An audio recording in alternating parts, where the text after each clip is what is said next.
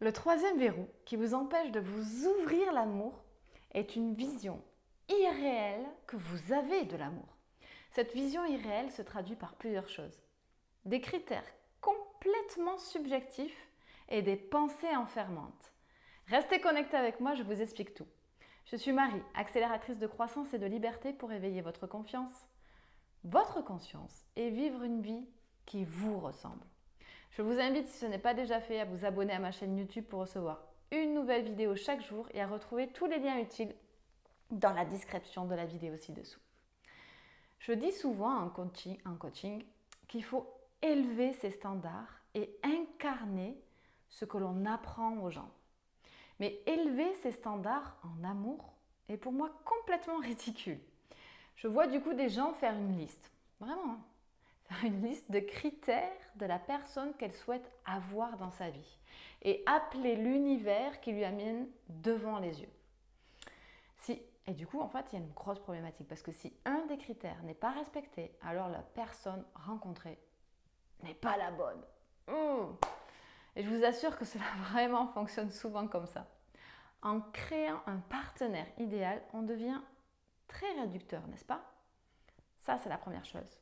Mais la deuxième chose, c'est que cette liste réfère souvent à des critères liés au avoir.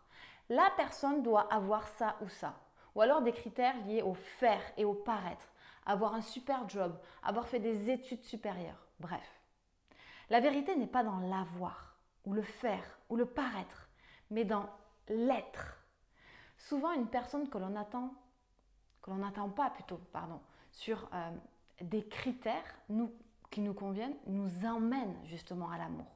Selon moi, nous sommes compatibles avec quelqu'un parce que nous avons la même vision de l'amour et qu'on veut souvent la même chose au même moment et que l'un et l'autre se respectent.